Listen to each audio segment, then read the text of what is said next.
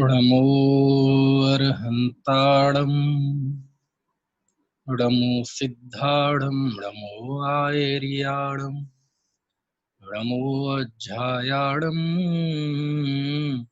नमो लोये सवसाहुरम् वन्दितु सवसिद्धे ध्वममलमणोभवं गदिं पत्ते वोच्छामि समय पाहुड मिणमो सुध केवली भणिदम्। ध्रुव, अचल, अमल और अनुपम गति को प्राप्त सिद्धों की वंदना करके मैं श्रुत केवली द्वारा कथित इस समय पाहुड़ को कहूंगा।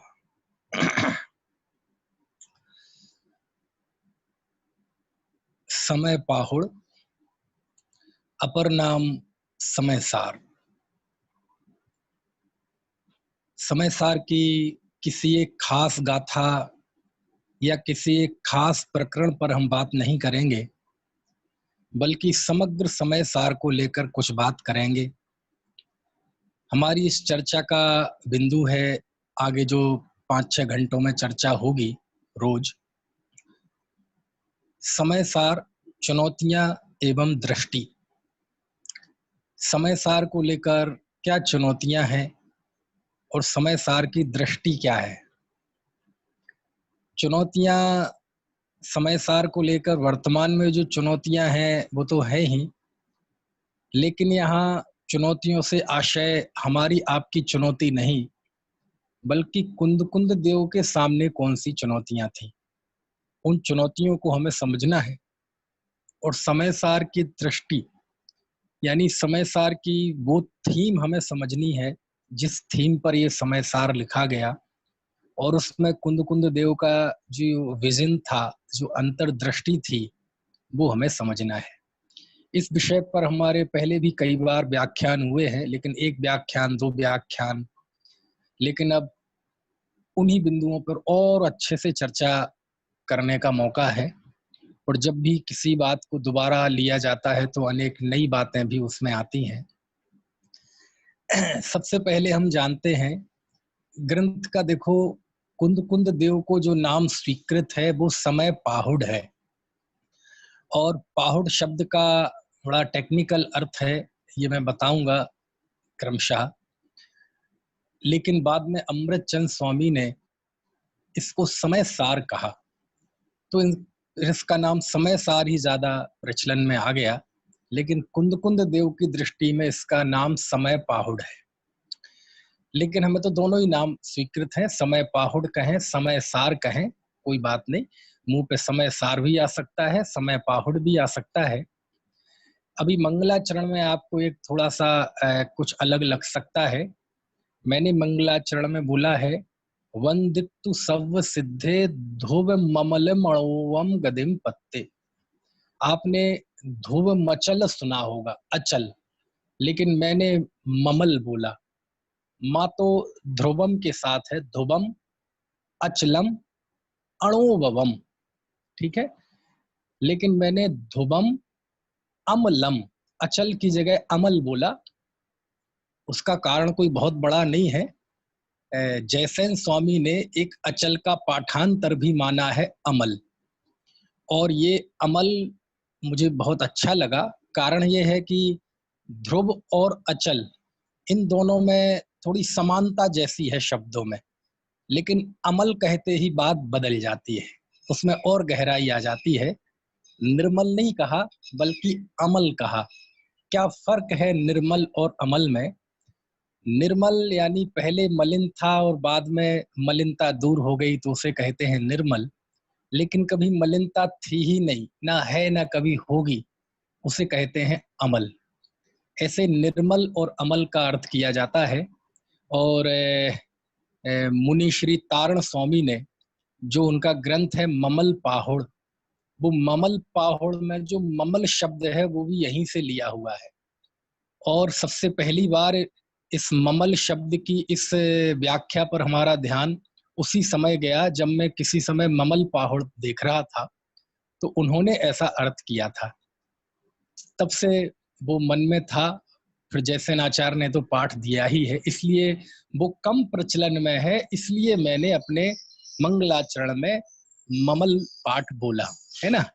दोनों ही सही है, अचल कहें अमल कहें, लेकिन ममल ध्रुव और अचल एक से होने की वजह से ममल में थोड़ा और अलग टेस्ट आता है, इसलिए मैंने उस शब्द का प्रयोग किया। चलिए आते हैं हम फिर से अपने विषय पर। समय सार को लेकर कुंद कुंद देव के मन में क्या क्या चुनौतियां थी, क्या क्या समस्याएं थी, इसको जानने के लिए हमें समय के पहिए को थोड़ा सा पीछे ले जाना पड़ेगा। और आप 1-2 साल पीछे नहीं, जितनी जिसकी उम्र है उसके हिसाब से तो सब पीछे जाते ही है। जब तक का आपको याद है, मान लीजिए मैं 41 साल का हूँ, तो लगभग 30-32 साल पुराना याद है, तो हम उतना पीछे चले जाते हैं। जिनकी 80-90 साल उम्र है वो भी चले जाते हैं 65-70 साल पीछे।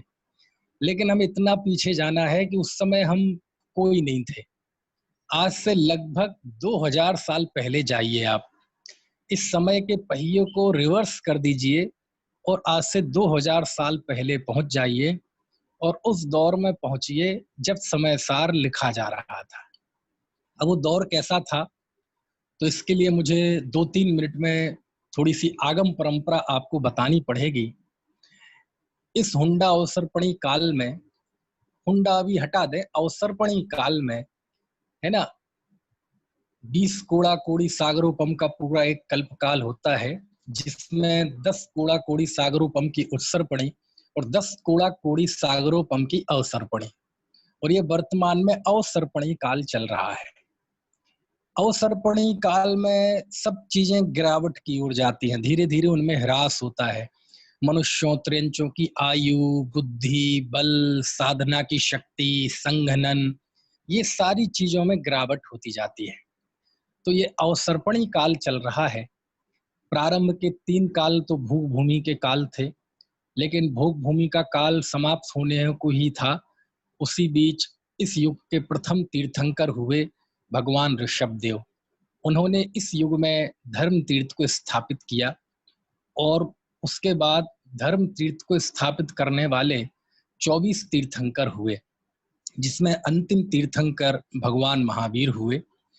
आदिनाथ से लेके महावीर तक यह तत्व ज्ञान की गंगा अविच्छिन्न रूप से चली हो, ऐसा नहीं है, बल्कि बीच में ये छिन्न भिन्न भी हुई।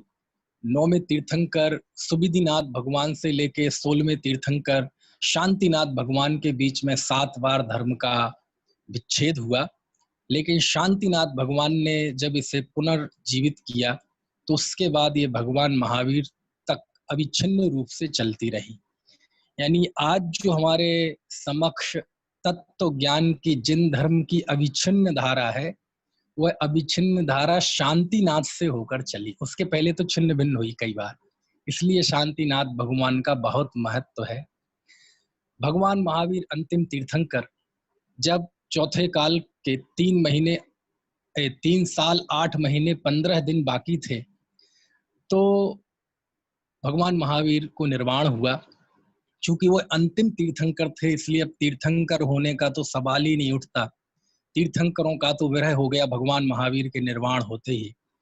उसके बाद 3 अनुबद्ध केवली हुए, जिसमें भगवान महावीर के प्रधान शिष्य गौतम स्वामी इंद्रभूति गौतम, जिस दिन भगवान महावीर को मोक्ष की प्राप्ति हुई, उसी दिन गौतम स्वामी को केवल ज्ञान की प्राप्ति हुई। जिस दिन गौतम स्वामी को निर्वाण की प्राप्ति हुई, मोक्ष की प्राप्ति हुई, उसी दिन सुधर्मा स्वामी, जिनका दूसरा नाम लोहार्य, उनको केवल ज्ञान की प्राप्ति हुई। और जिस दिन लोहार्य को मोक्ष हुआ, उसी दिन उनके शिष्य जम्बू स्वामी को केवल ज्ञान की प्राप्ति हुई। कहने का आशय ये 3 अनुबद्ध केवली कहलाते हैं, और इनका समग्र काल 62 साल है। यानी भगवान महावीर के मोक्ष जाने के 62 सालों में ये 3 अनुबद्ध केवली हुए। केवली और भी हुए पहले, है ना, लेकिन ये अनुबद्ध हुए, इसलिए इनका महत्व ज्यादा है। और प्रत्येक तीर्थंकर के काल में ऐसे अनुबद्ध केवली होते हैं। भगवान ऋषभ देव के 84 अनुबद्ध केवली इस तरह के थे, है ना। एक श्रीधर केवली का भी उल्लेख आता है, जिन्हें कुंडलगिरी से निर्माण की प्राप्ति हुई। कहने का आशय यह है कि भगवान महावीर के मुख जाने के बाद 62 सालों में 3 अनुबद्ध केवली हुए। लेकिन जैसा कि मैंने आपको बताया, ये अवसर्पणी काल है। इसमें अच्छी अच्छी चीजें हमारे हाथ से धीरे धीरे खिसकती जाती हैं। और ऐसा ही हुआ, आगे केवलियों का भी विरह हो गया। और आगे के 100 सालों में 5 श्रुत केवली हुए। श्रुत केवली पहले भी थे, है ना, लेकिन जब तीर्थंकर थे तो केवलियों का ज्यादा नाम नहीं लिया जाता था। श्रुत केवली उस समय भी थे, जब केवली थे तो श्रुत केवलियों का नाम नहीं लिया जाता था। लेकिन अब अरहंत तीर्थंकर भी चले गए, केवलियों का भी विरह हो गया, तो आगे के 100 सालों में 5 श्रुत केवली हुए। श्रुत केवली वो कहलाते हैं जिन्हें गौतम स्वामी ने जिन द्वादशांग की रचना की थी, उन द्वादशांग का संपूर्ण ज्ञान जिन्हें होता है, वह श्रुत केवली कहलाते हैं। और 5 श्रुत केवलियों में विष्णु, नंदीमित्र, अपराजित, गोवर्धन और भद्रबाहु, ये 5 श्रुत केवली हुए, जिनमें अंतिम श्रुत केवली भद्रबाहु थे। और इन्हीं अंतिम श्रुत केवली को बोध पाहुड़ की अंतिम गाथा में कुंद कुंद देव ने अपना गमक गुरु माना है। पंचम श्रुत केवली जो थे भद्रबाहु, इनका इतिहास में बड़ा भारी महत्व है। इनके साथ कुंद कुंद देव का नाम जुड़ा है, एक ये इनकी लोकप्रियता का कारण है। और दूसरा, भद्रबाहु का जो इतिहास है, उस इतिहास के साथ 12 वर्ष का दुर्भिक्ष, उनका दक्षिण भारत में जाना, श्रवण बेलगोला में उनकी समाधि, है ना, चंद्रगुप्त के द्वारा उनका शिष्यत्व अंगीकार करना, है ना, ये सारी घटनाएं हैं। इस वजह से भद्रबाहु का इतिहास में बहुत बड़ा नाम है। जो भी रहा हो, 5 श्रुत केवली हुए। इसके बाद समय ने और जोर दिखाया, क्योंकि ये अवसर्पणी काल है। और अवसर्पणी काल में भी हुंडा अवसर्पणी काल, एक तो करेला, उस पे भी नीम चढ़ा। जिसे और थोड़ी सी खराब सी मिसाल दें तो कोड़ में खाज। श्रुत केवलियों का भी विरह हो गया। और फिर बाद में आगे के 183 वर्षों में 11 आचार्य ऐसे हुए जिन्हें 11 अंग और 10 पूर्वों का ज्ञान था। समय और बीता, आगे के 220 सालों में 5 आचार्य ऐसे हुए जिन्हें 11 अंगों का ज्ञान था। और समय बीता, आगे के 118 वर्षों में 4 आचार्य ऐसे हुए जिन्हें 1 अंग का ज्ञान था। लेकिन होता यह है कि जैसे जब 11 अंग 10 पूर्व के ज्ञानी थे, तो 11 अंग 9 पूर्व के ज्ञानी नहीं थे क्या? 8 पूर्व के ज्ञानी नहीं थे क्या? थे। लेकिन वो जो एक जब बड़ा होता है तो छोटे का नाम नहीं लिया जाता, है ना। लेकिन जब बड़ा चला जाए तो छोटे का ही नाम लिया जाता है। तो ऐसे चलता रहा। और भगवान महावीर के मोक्ष जाने के बाद 683 वर्ष बीत गए। इसमें समय की गणना में थोड़ा फर्क है, पट्टावलियों के हिसाब से अलग समय है और बाकी हिसाब से अलग है। तो जब 683 वर्ष बीत गए, और बीतने के पहले ही हमारे एक बहुत बड़े पूज्य आचार्य हुए, जिनका नाम था आचार्य धरसेन स्वामी। श्रुत पंचमी के अवसर पर हम इनका जिक्र बहुत पढ़ते हैं। आचार्य धरसेन अष्टांग निमित्त के ज्ञानी थे, चारित्रवंत थे, रत्नत्रय भेदवा भेद रत्नत्रय के धारी थे, महान तपस्वी थे, महान प्रतिभाशाली थे। और गिरनार की चंद्र गुफा में वह रहा करते थे, वहीं आसपास उनका विचरण हुआ करता था। आज भी जाएंगे तो आपको वहां गुफाओं के दर्शन हो जाएंगे। तो वहां वो चंद्रगी पर्वत पर वहां रहते थे, गिरनार पर्वत की चंद्र गुफा में। तो उन्हें श्रुत विच्छेद की चिंता हुई। और श्रुत विच्छेद की चिंता, क्योंकि उस समय तक जो भी परंपरा थी वो सम परंपरा श्रुति से चलती थी, सुनकर चलते थे। लेकिन वो सब कहानी आपको पता है, मैं ज्यादा नहीं जाऊंगा।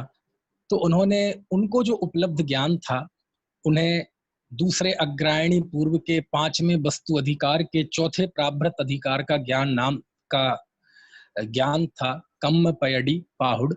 और वह ज्ञान उन्होंने आचार्य भूतबली पुष्पदंत को दिया, और उन्होंने सम्मिलित रूप से इस युग के प्रथम श्रुत स्कंध षट खंडागम की रचना की। ये कहानी आपको पता है। जिस समय षट खंडागम की रचना हुई, उसी समय, उसके कुछ समय पहले एक और महान आचार्य हुए जिनका नाम था गुणधर आचार्य। आचार्य गुणधर ने कसाय पाहुड़ की रचना की थी। उन्हें भी पांचवें ज्ञान प्रवाद नामक अंग जो पूर्व है, उसके 10वें वस्तु अधिकार के तीसरे प्राभृत अधिकार का ज्ञान था, जिसका नाम था पेज दोष पाहुड़। पेज यानी होता है प्रेय, यानी राग, और दोष मतलब द्वेष। तो पेज दोष यानी राग द्वेष, यानी राग द्वेष पाहुड़। और राग द्वेष का एक सम्मिलित नाम कहें तो दोनों का नाम कषाय है। इसलिए उन्होंने उस पेज दोष पाहुड़ का सार लेके उन्होंने, है ना, 233 गाथाओं में निबद्ध एक रचना की, जिसको कहते हैं कसाय पाहुड़। तो ये कुंद देव के सामने ये दो बड़े लोकप्रिय और महान ग्रंथ उनके सामने उपलब्ध थे। ये क्यों बता रहा हूं मैं? क्योंकि आज से 2000 साल पहले ले गया ना मैं आपको। अब आप 2000 साल पहले कुंद देव के साथ में उनके चरणों में बैठिए और थोड़ा विचार कीजिए कि अब कुंद देव समय सार लिख रहे हैं तो उनके सामने बहुत बड़ी चुनौती क्या है। तो कुंद देव के सामने जो उपलब्ध आगम था, और भी रहा होगा कोई, अभी भले ही हमारे बीच मौजूद नहीं है, लेकिन और भी रहा होगा। कुंद देव के जो संवाद हैं उससे ये समझ में आता है। लेकिन वो सब भी इसी तरह के सिद्धांत का विवेचन करने वाले शास्त्र रहे होंगे। तो षटखंडागम में क्या है? षटखंडागम में जीव का बंधन की तरफ से कथन है। जीव अट्ठाण, खुद्दा बंध, बंध स्वामी, वेदना, बगड़ा और महाबंध, ये 6 खंड है षटखंडागम में। और जीव संसार में रहता है, कैसे कर्मों को बांधता है, कर्म के उदय में कौन कौन सी अवस्थाएं उस जीव के होती हैं, पूरा षटखंडागम जीव का इसी तरह का विश्लेषण करता है ना। अब 2 खंड का तो नाम ही है ना। दूसरे खंड का नाम ही है खुद्दा बंध, शुद्रक बंध, और 6वें खंड का नाम है महाबंध। बंध का बहुत विस्तृत वर्णन है, प्रकृति बंध, है ना, स्थिति बंध, अनुभाग बंध, प्रदेश बंध। तो षटखंडागम में जीव के बंधन का कथन है ना। और दूसरी तरफ यदि हम कसाय पाहुड़ में आ जाएं तो उसमें कषाय सहित जीव का वर्णन है, जीव के भाव कर्म का वर्णन है ना, जीव के विकार का वर्णन है। तो उस समय जब कुंद देव का अवतार हुआ तो उनके सामने जो हमारी उपलब्ध आगम था वो लगभग यही स्थिति थी, है ना। अभी और ग्रंथ उपलब्ध नहीं है, इसलिए और कौन से ग्रंथ थे हम ज्यादा कुछ नहीं कह सकते विश्वास के साथ। आगे कोई नई शोध हो, कोई नई रचनाएं मिलें, कोई नई प्रतियां मिलें, क्योंकि हमारे पूरे देश में अभी भी हजारों शास्त्र ऐसे रखे हुए हैं जो अभी हमारी दृष्टि जिन पर नहीं गई है। यदि और खोजबीन होंगी तो और कुछ अच्छे परिणाम आएंगे। तो ये कुंद देव के समक्ष आगम की स्थिति थी। अब कुंद देव के मन में ये चिंता आई, अब देखना समय सार उत्पन्न हो रहा है, समय सार का अवतार हो रहा है। किस स्थिति में समय सार का अवतार हुआ है उसको आप समझ लीजिए, क्योंकि आपको पता है कुंद देव के आगमों पर जब अमृतचंद स्वामी ने टीका लिखी प्रवचन सार, पंचास्तिकाय और समय सार पर, तो जब गाथा शुरू हुई तो उन्होंने लिखा अथ सूत्र अवतारा। अथ सूत्र अवतारा से आशा ये है कि अब सूत्र का अवतार होता है। अब सूत्र का अवतार क्या है, सूत्र किसे कहते हैं, ये मैं इसकी टेक्निकल व्याख्या आपको बताऊंगा। अभी तो मैंने केवल इस उद्देश्य से बताई कि अब इस स्थिति में समय सार का अवतार हो रहा है। समझ में आया ना। यद्यपि जैन दर्शन में अवतारवाद नहीं माना गया है। अवतारवाद तो एक परिकल्पना है केवल, लेकिन लोक में अवतार शब्द की महिमा बहुत है ना? क्योंकि उदाहरण, दृष्टांत, शब्द, बहुमानवाची शब्द, ये इसमें तो उदारता रहती है, कहीं से भी आचार्य लेते हैं। तो लोक में अवतार शब्द का बहुमान बहुत है। किसे कहते हैं अवतार? अवतार यानी अवतरित होना, अवतरण, ऊपर से नीचे आना, इसे कहते हैं अवतरण। लेकिन किसका ऊपर से नीचे आना? तो लोक में कहते हैं यदा यदा हि धर्मस्य ग्लानिर्भवति भारत अभ्युत्थानम् अधर्मस्य तदात्मानं सृजाम्यहम् परित्राणाय साधूना विनाशाय च दुष्कृता धर्म संस्थापनार्थाय संभवामि युगे युगे। ये अवतारवाद के पीछे ये बहुत बड़ी थीम है। कौन सी थीम? यदा यदा ही धर्मस्य, जब जब इस भारत भूमि पर धर्म की हानि होती है ना, लोग धर्म से दूर होते हैं, पाप बढ़ता जाता है ना, ऐसी स्थिति में धर्म की स्थापना के लिए, धर्म को उद्धार करने के लिए, साधुओं के कल्याण के लिए मैं युगों युगों में पैदा होता हूँ। यानी ये भगवान कह रहे हैं वहां कि भगवान ही पैदा होते हैं जमीन पे। तो भगवान ऊपर है और जब वो नीचे आते हैं जमीन पे, तो इसी क्रिया को कहते हैं अवतार।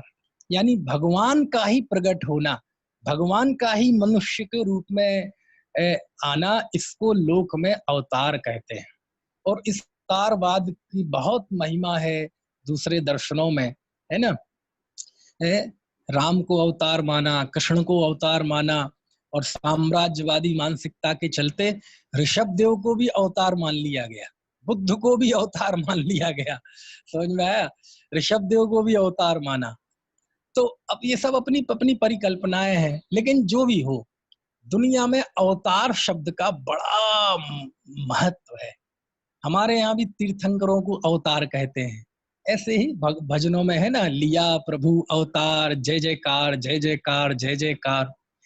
तो अमृतचंद स्वामी ने जब समय सार की गाथाएं शुरू होती हैं, तो वो लिखते हैं अथ सूत्र अवतारा।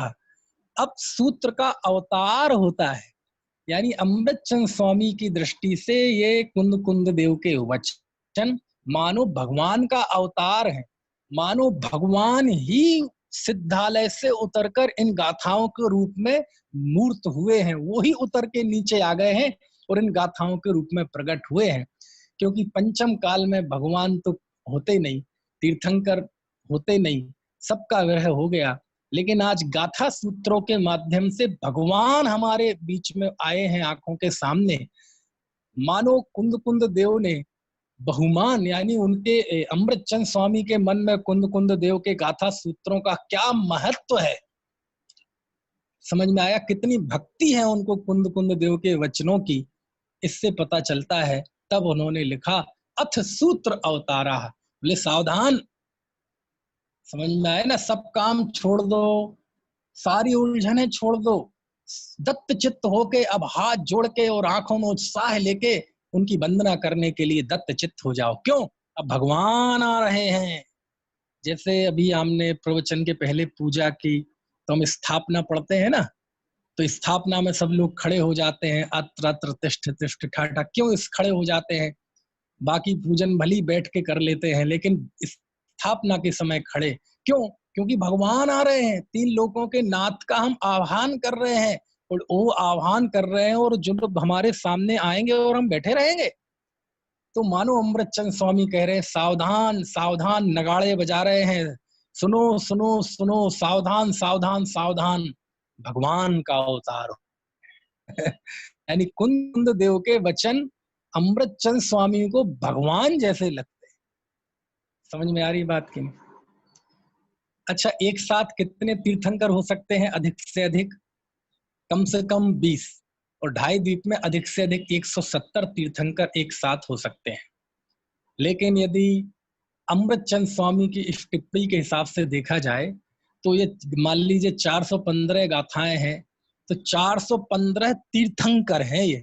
415 भगवान है इस ग्रंथ में, है ना? चलो खैर, तो अब 2000 साल पहले पहुंच जाइए, जब कुंद कुंद देव के सामने ये आगम था। अब समय सार का अवतार होता है। कुंद कुंद देव की परिणति में तो पहले से ही था, अब उनकी परिणति में उतरा हुआ समय सार अब कलम के माध्यम से अब पृष्ठों पर उतर रहा है, ताड़पत्रों पर उतर रहा है।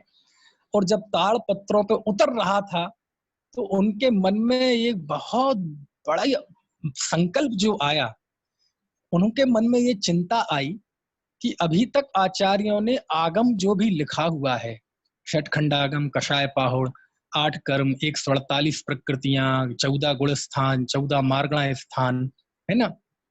बोले ये कर्म प्रकृतियां, इनका बंध, सत्ता, उदय, उदीर्णा, ये सारी चीजें ज्ञान का विषय तो हो सकती हैं, लेकिन ये दृष्टि का विषय नहीं हो सकती। ये जानकारी का विषय तो हो सकती हैं, लेकिन ये आलम्बन के योग्य वस्तु नहीं है। ये हमारी ज्ञान की विशुद्धि में तो काम आ सकती हैं, लेकिन मोह के नाश का उपाय इनसे नहीं होगा। इससे हम अपना, है ना, समझ तो लेंगे, ये ज्ञेय तत्व तो है, लेकिन ये उपादेय तत्व नहीं है। ये ज्ञेय तत्व तो है, लेकिन आश्रयभूत तत्व नहीं है। अतः हमारे पूर्वाचार्यों ने जीव का बंध की ओर से कथन किया है, मैं निर्बंध आत्म तत्व को दिखाऊंगा। ये संकल्प के साथ अब समय सार का अवतार हो रहा है। समझ में आ रही है बात? तब उन्होंने 5वीं गाथा में संकल्प लिया है, तम में अत्त विहत्तम दाये हम अपड़ो सविह वेण जदि दायेज पमाणम चुक्केज छलम घेतव्यम, कि मैं उस एकत्व विभक्त को दिखाऊंगा, निज वैभव से दिखाऊंगा। क्या मतलब हुआ कि आप कुंद कुंद देव के भाव को समझिए। उन्हें ये लगता था कि श्रुत विच्छेद की चिंता हुई, तो श्रुत विच्छेद आगे श्रुत चलता रहे, इसके लिए क्या लिखा गया? बोले 8 कर्म 148 प्रकृतियां लिखी गई। समझ में आया ना? तो उन्हें ये महसूस हुआ कि इससे थोड़ी धर्म चलेगा, इससे तो हम पढ़ लेंगे, बस याद कर लेंगे, लेकिन धर्म कैसे चलेगा? साम्य भाव की परंपरा कैसे चलेगी? आत्मज्ञान की परंपरा कैसे चलेगी? स्वरूप सन्मुखता की परंपरा कैसे चलेगी? शुद्धोपयोग की परंपरा कैसे चलेगी? आत्म साधना कैसे चलेगी? समझ में आया ना? क्योंकि ये तो रटने की चीज है। तब उन्होंने समय सार लिखा। समझ में आ रही है बात? और जब उन्होंने समय सार लिखा तो उनके सामने 4 बड़ी बड़ी चुनौतियां थी। अब ये चुनौतियां आप समझना, सच में आपके रोंगटे खड़े हो जाएंगे, क्योंकि अभी आज तो नहीं हो पाएगी बात पूरी, 5-6 व्याख्यान होंगे इस विषय पे, लेकिन आपको बहुत आनंद आएगा इस चर्चा में। आपको समय सार को एक नए तरीके से देखने का भाव जागृत होगा, क्योंकि गाथाओं पे मैं बात नहीं करूंगा, उतना समय भी नहीं है। गाथाओं पे तो मेरे व्याख्यान हुए हैं शुरू से लेके, अब सर्व शुद्ध ज्ञान अधिकार प्रारंभ होने वाला है, वो यूट्यूब पे उपलब्ध है, वहां से आप देख सकते हैं। लेकिन एक समग्रता कि कुंद कुंद देव जब समय सार लिख रहे थे, तो आप, हमें तो क्या है कि सब चीजें आसान लगती हैं, क्योंकि हमारे सामने 2000 साल की आगम परंपरा है, उसकी व्याख्याएं हैं, और गुरुदेव ने तो थाली सजाई, 19 बार व्याख्यान किए समय सार पे, थाली भोजन भी बनाया, थाली भी सजाई, है ना, और कौर भी बनाया और आपके मुंह में भी डाल दिया। उनने हमारे लिए केवल एक ही काम छोड़ा है कि बेटा तुम चबा के बस गटक जाओ, इतना कर्तव्य तुम्हारा है, इतना तो तुम्हें करना ही पड़ेगा। और इतने में भी कोई कहे कि नहीं साहब, इसका इतना पुरुषार्थ भी हम नहीं कर सकते, तो फिर कहते हैं अब ये तुम्हारे दीर्घ संसार की निशानी है ना। तो जिस समय कुंद कुंद देव समय सार लिख रहे थे, उस समय उनके सामने 4 चुनौतियां थी, बड़ी बड़ी 4 चुनौतियां। समझ में आया? आप कहेंगे आपको कैसे पता? आपकी कुंद कुंद से कोई बातचीत हुई का? हाँ, दुनिया में कोई भी हो, लेकिन एक व्यक्ति ऐसे जरूर है जिनसे मेरी रोज बात होती है, और वो है आचार्य कुंद कुंद देव। इनसे मैं रोज बात करता हूँ, क्योंकि मुझे महसूस होता है कि इस पंचम काल में आगम परंपरा में कुंद कुंद देव को यदि गौण कर दिया जाए, थोड़ा सा भूल जाए कुछ देर के लिए, तो ऐसा लगेगा कि हम तो लुट गए, पिट गए, बर्बाद हो गए। समझ में आए ना? तो कुंद कुंद देव से रोज बात करनी चाहिए, ना केवल मुझे, सबको बात करनी चाहिए। और कोई दिन ऐसा ना जाए जिस दिन आप कुंद कुंद देव से बात ना करें। बात करना मतलब उनके वचन पढ़ना, वचन पढ़ के कुंद कुंद देव से प्रश्न करना, उनका भाव हृदय समझने की कोशिश करना, उनकी धड़कन में उतरना, है ना? तो आपको कैसे पता कि ये 4 चुनौतियां कुंद कुंद देव के मस्तिष्क में घूम रही थी? अभी आपको पता चलेगा, आप गाथाओं में देखेंगे कि जो मैं कह रहा हूं कि वो गलत है कि सही है। चलिए, तो चलो बताते हैं 4 चुनौतियां कौन सी है। कुंद कुंद देव जब समय सार लिख रहे थे, तो उनके सामने सबसे पहली चुनौती ये थी कि कुंद कुंद देव के पास अपनी बात को प्रमाणित करने के लिए कोई संदर्भ नहीं थे, कोई रेफरेंस नहीं थे। जैसे आज हमें कोई बात कहनी है कि 29 प्रकार के भाव पुद्गल की पर्याय है, पुण्य पाप दोनों एक हैं, है ना? ये सारी बात कहने के लिए हमारे सामने 2000 साल की आगम परंपरा है। हम कुंद कुंद देव के रेफरेंस दे देंगे, हम पूज्यपाद स्वामी के रेफरेंस दे देंगे, हम योगेंदु देव के रेफरेंस दे देंगे, अम्बेचंद स्वामी, जयसेन स्वामी, सबके रेफरेंस दे देंगे। लेकिन जिस समय कुंद कुंद देव हुए, उस समय उन्हें अपनी बात के पोषण करने के लिए कोई संदर्भ देने की जरूरत, मतलब संदर्भ उनके पास मौजूद नहीं थे लिखित रूप से। समझ में आया ना? क्योंकि हमारे जैन धर्म में व्यक्ति की प्रामाणिकता नहीं चलती। कोई बात इसलिए सही नहीं हो सकती कि उन्होंने कही है, कोई बात इसलिए सही नहीं हो सकती कि उन्होंने कही है। हमारे यहाँ यदि प्रामाणिकता एकमात्र किसी की है, तो वो है सर्वज्ञ की प्रामाणिकता। और आप देख लेना, जहां जहां आगम के कथन आते हैं, तो सबसे पहले सर्वज्ञता की बात की कि सर्वज्ञ प्रणीत होना चाहिए आगम। अरहंत भास्यत्थम गणधर देवे ही गंथियम सम्मम है पड़मामि भक्ति जुत्तो सुदृणाण महोदहिम सिरसा। कि वह श्रुत ज्ञान कैसा है? अरहंत भासी दत्थम, अरहंत के भगवान के द्वारा कहा हुआ है। यानी हमारे जिनागम की पहली शर्त है कि वह अरहंत भगवान द्वारा भाषित होना चाहिए, उसके नीचे किसी की साक्षी नहीं चलती, है ना? क्योंकि जिनका हम नाम लेते हैं वो स्वयं कहते हैं कि ये मेरी बात नहीं है। कुंद कुंद देव स्वयं कह रहे कि ये श्रुत केवलियों द्वारा कथित समय पाहुड़ को मैं कहूंगा, है ना? वहां जाएंगे पंचास्तिकाय णमो जुड़ाणम नियम सार में, वो छामी नियम सारम केवली श्रुत केवली भणिदम। तो जिन आचार्यों के सिर पे, जिन आचार्यों के चरणों में हम पूरे विश्वास के साथ नमोस्तु करते हैं, वो भी किसकी साक्षी देते हैं? वो भी पूर्व आचार्यों की, श्रुत केवली की साक्षी देते हैं। क्यों? क्योंकि असत्य वचन 2 ही कारणों से जीव बोलता है। या तो वह जीव मोही हो, या वह जीव अज्ञानी हो। आपसे पूछा जाए कोई प्रश्न, आपको नहीं पता, तो आप बोलेंगे, झूठ बोलेंगे, गलत निकलेगा आप मुंह से। क्यों? क्योंकि आपको पता नहीं है। और दूसरी स्थिति, आपको पता तो है लेकिन आपके अंदर मोह है, तो झूठ बोलेंगे। आप स्टेशन पे या बस में, ट्रेन में जाएंगे, आपके बेटे की उम्र आपको सही पता है, लेकिन वहां पैसे टिकट से बचने के लिए उम्र कम बोलते हैं। तो वहां जो झूठ बोला गया, किस वजह से? अज्ञान की वजह से नहीं, आपको पता तो है लेकिन मोह की वजह से, पैसे से मोह। दुकान पे जो हम झूठ बोलते हैं, 2000 रुपए की साड़ी है, आपने 4000 रुपए बताए, उसने कहा हम जी 3000 रुपए देंगे। आप कहेंगे भाई 3000 रुपए तो हमें ही नहीं आई, हमें ही 3200 से ज्यादा की पड़ी है, हम कैसे दे देंगे आपको? तो ऐसी स्थिति में आपने जो झूठ बोला, तो इसलिए नहीं बोला कि आपको पता नहीं था, आपने इसलिए झूठ बोला क्योंकि आपके अंदर मोह है, कषाय है।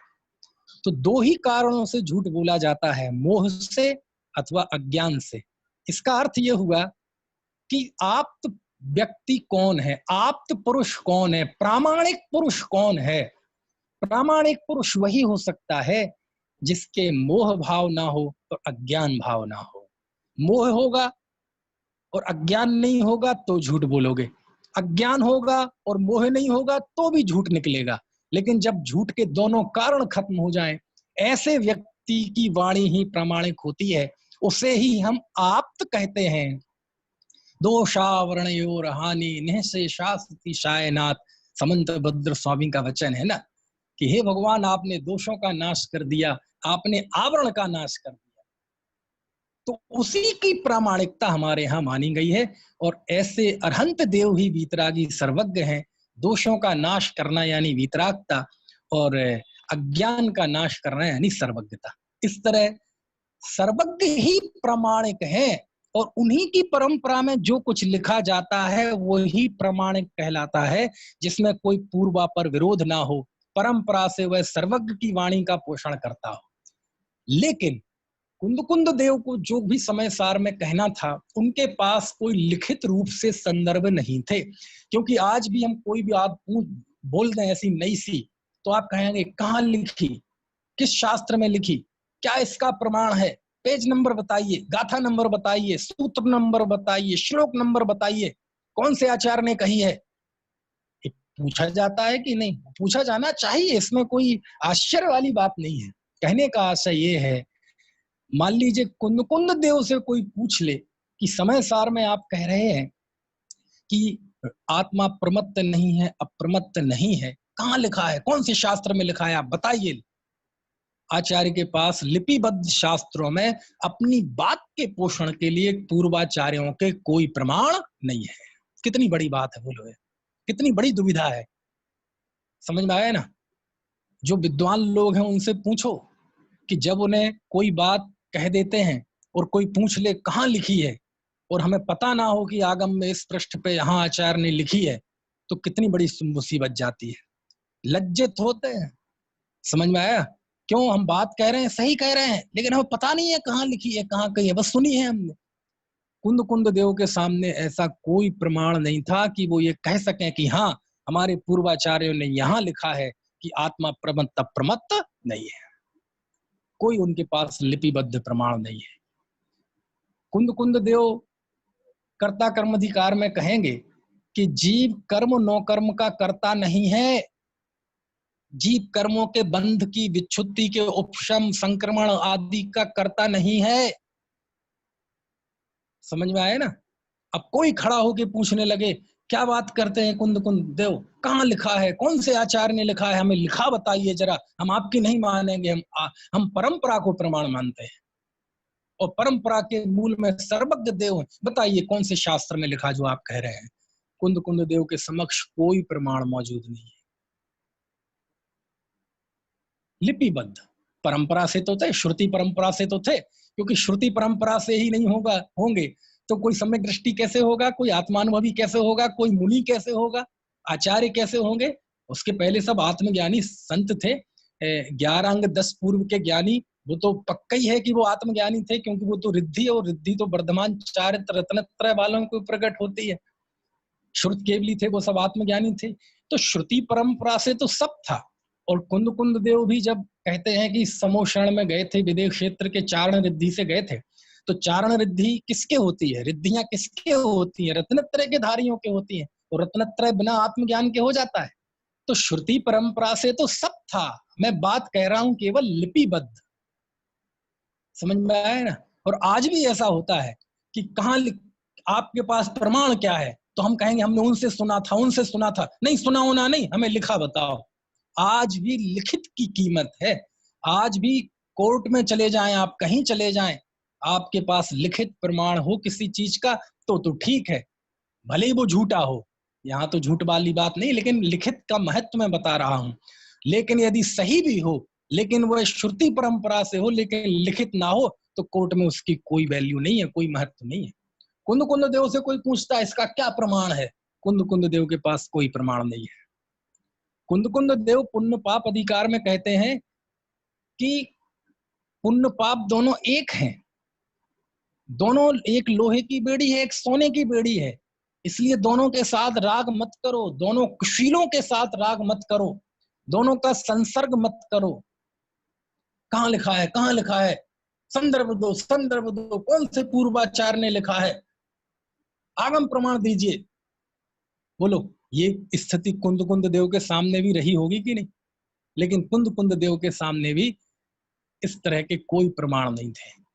और इतना ही थोड़ी, आश्रव अधिकार में वो कहते हैं सम्यक दृष्टि के आश्रव नहीं होता। कहाँ लिखा है, कहाँ लिखा है? समझ में आया? ऐसी बात है। निर्जराधिकार में कहते हैं सम्यक दृष्टि के भोग निर्जरा के कारण है। बोलो सामने वाला गुस्से में आ जाएगा कि नहीं? वाह आचार्य, तप से निर्जरा होती है, हमने तो ये आज तक सुना है, और आप कह रहे भोग से निर्जरा होती है? कहाँ, कौन से शास्त्र में लिखा बताइए, कौन से आगम में लिखा है बताइए आप। बोलो ऐसी स्थिति बन सकती है कि नहीं? जैसे कभी कभार संसद में नहीं हो जाता, वहां प्रधानमंत्री या गृह मंत्री ने कोई एक बात कही और लोग खड़े होके नारे लगाते हुए वहां डेस्क के सामने आ जाते हैं अध्यक्ष के, और पेपर फेंकते हैं और कैसा कैसा बवंडर करते हैं। आपने संसद में देखा होगा, वॉकआउट करते हैं, उन्हें बोलने नहीं देते। तो ये तो एक रूपक है, ऐसी कोई स्थिति नहीं थी जब कुंद कुंद लिख रहे हैं, वे एकांत के क्षणों में लिख रहे हैं, तोन्नूर मलई की गुफाओं में बैठ के। लेकिन जब भी कोई लेखक लिखता है कुछ, तो उसके मस्तिष्क में ये सारे द्वंद्व चलते हैं। ये द्वंद्व हैं समय सार में, आपको देखने मिलेंगे, मैं अभी बताऊंगा, सारी चीजें बताऊंगा। आज तो केवल मैं आपके अंदर जिज्ञासा पैदा कर रहा हूं। समझ में आया ना? कि कोई प्रश्न खड़े होके, साहब कुंद कुंद देव इसका प्रमाण दीजिए, प्रमाण नहीं है तो आप अपनी ये बात वापस लीजिए। बोलो ऐसी आज के संदर्भ में, भाषा आज की है ना, ऐसा हो सकता है कि नहीं? प्रमाण दीजिए। समय सार में आचार्य ने कोई, समय सार की किसी भी बात का पूर्वाचार्यों का कोई प्रमाण कुंद कुंद देव ने नहीं दिया। क्यों? क्योंकि उन्होंने जो समय सार में लिखा, उसके लिखित कोई भी प्रमाण उनके सामने मौजूद नहीं थे। समझ में आ रही है बात? आगे बंद अधिकार में आचार्य कहते हैं कि कोई किसी जीव को मारता बचाता नहीं है, कोई किसी के जीवन मरण का करता नहीं है। कहाँ लिखा? चुप। मोक्ष अधिकार के अंत में जाके आचार्य कहते हैं प्रतिक्रमण विषकुंभ है। क्या बात करते हो आचार्य, प्रतिक्रमण विषकुंभ है? कहाँ लिखा, कहाँ लिखा? बताओ कौन सी गाथा में, कौन से पूर्वाचार्य ने लिखा? कुंद कुंद देव के सामने कोई संदर्भ नहीं है।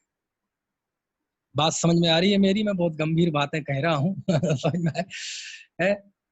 तो पहली कुंद कुंद देव के समक्ष चुनौती ये थी कि उन्हें जो कुछ भी कहना था, उसके कोई संदर्भ, किसी भी तरह के कोई आगम प्रमाण लिखित रूप से उनके पास नहीं थे। परंपरा से तो सब था, लेकिन लिखित रूप से उनके पास कोई ऐसे प्रमाण मौजूद नहीं थे। ये उनके सामने सबसे पहली चुनौती थी।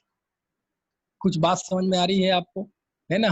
क्योंकि ऑनलाइन जो वीडियो में तो 3-4 लोग ही दिख रहे हैं, यूट्यूब पे काफी लोग होंगे। अब यूट्यूब वाले तो प्रश्न पूछेंगे भी तो मैं जवाब नहीं दे पाऊंगा, लेकिन आपको कोई प्रश्न हो तो आप पूछ लीजिएगा इस व्याख्यान के बाद। तो पहली चुनौती ये हुई कि उनके सामने कोई संदर्भ नहीं थे। अब दूसरी चुनौती, 2-3 मिनट बचे हुए हैं। दूसरी चुनौती ये थी कुंद कुंद देव के सामने कि पहला कोई संदर्भ नहीं, और दूसरा जो संदर्भ थे, अब नहीं है कि बात नहीं है दूसरे बिंदु में। अब दूसरा बिंदु यह है कि उनके सामने जो संदर्भ थे, वो संदर्भ कुंद कुंद देव की विवक्षा से उल्टी विवक्षा के थे, बिल्कुल विपरीत विवक्षा के थे। ध्यान रखना, शब्दों पे ध्यान देना, मैं विपरीत नहीं कह रहा हूं, विपरीत विवक्षा कह रहा हूं, उल्टा नहीं कह रहा हूं, उल्टी विवक्षा के कह रहा हूं। क्या अर्थ हुआ? विपरीत और विपरीत विवक्षा का मतलब क्या है? विपरीत का अर्थ तो हो गया कि वे गलत थे, झूठे थे, लेकिन ऐसा नहीं है, वो सही थे। और जब मैंने कहा विपरीत विवक्षा के थे, तो विपरीत विवक्षा के थे मतलब कोई भी कथन सापेक्ष होता है, उनकी अलग अपेक्षा थी और कुंद कुंद देव की अलग अपेक्षा है, इसका नाम है विवक्षा भेद। तो उनसे बिल्कुल विपरीत विवक्षा के थे। कैसे विपरीत विवक्षा के थे? कि कुंद कुंद देव कहते हैं आत्मा प्रमत्त नहीं, अप्रमत्त नहीं हुआ है ज्ञायक भाव, इस पे जोर देते हैं। लेकिन इसके लिए संदर्भ तो थे नहीं कुंद कुंद देव के सामने, और जो थे वो इस बात के लिए थे कि जीव प्रमत्त अप्रमत्त है, क्योंकि 14 गुण स्थानों में पहले 6 गुण स्थान है प्रमत्त और बाद के 8 गुण स्थान है अप्रमत्त, और ये गुण स्थानों को जीव का कहा है सिद्धांत ग्रंथों में। तो जीव प्रमत्त और अप्रमत्त वाला हो गया ना।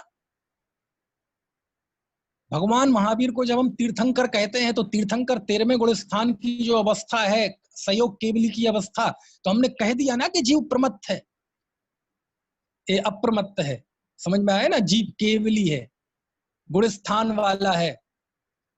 तो दूसरी भी दिक्कत ये थी कुंद कुंद देव के सामने कि चलो एक तो था रेफरेंस नहीं थे, लेकिन दूसरी जो कुछ थे वो बिल्कुल विरुद्ध विवक्षा के थे।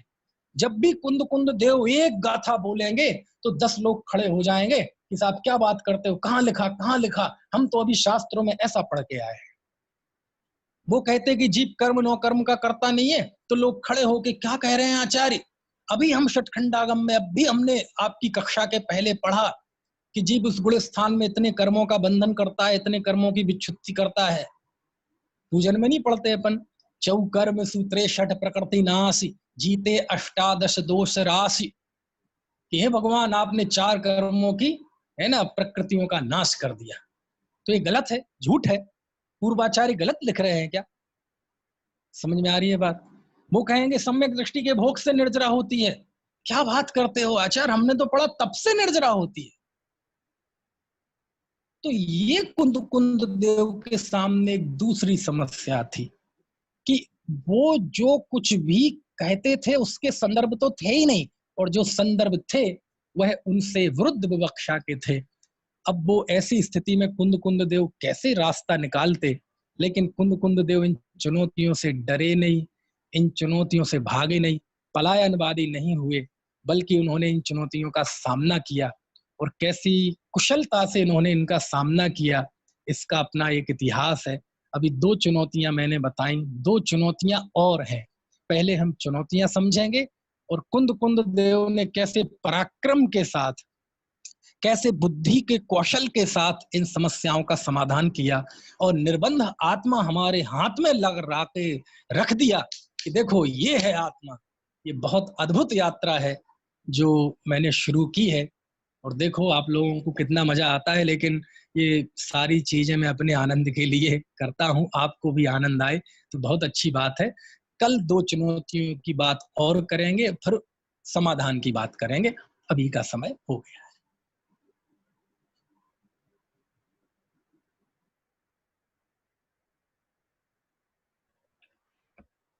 सभी को जय जिनेंद्र।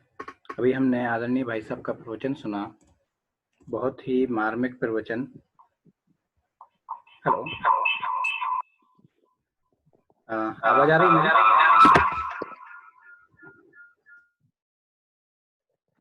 हेलो, अभी हमने आदरणीय भाई साहब का प्रवचन सुना, समय सार, चुनौतियां एवं दृष्टि।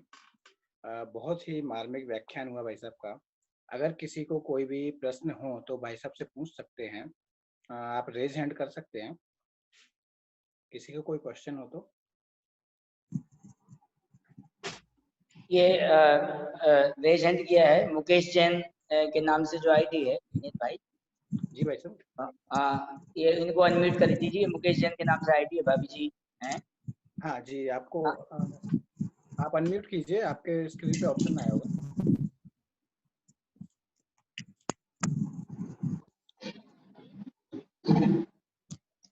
आप अनम्यूट कीजिए। हेलो, आपके स्क्रीन पे अनम्यूट ऑप्शन होगा एक। नहीं, वो नहीं कर पा रहे ना कुछ। आपको आवाज आ रही है? हेलो, मुकेश जैन के नाम से जो आईडी है, आवाज आ रही है क्या? आपके स्क्रीन पे अनम्यूट ऑप्शन होगा एक। कोई बात नहीं, प्रश्न वो लिख के रख लेंगे। हाँ, आप प्रश्न लिख के रख हाँ, लीजिए। आप मैसेज में भी डाल सकते हैं। कल जवाब मिल जाएगा। हाँ बिल्कुल। और किसी को कोई क्वेश्चन हो तो, जिसको भी जो क्वेश्चन हो तो आप लिख के भेज सकते हैं, तो भाई साहब उसका समाधान जरूर देंगे। तो अभी सुमन दत्ता जी हाथ खड़ा कर रही हैं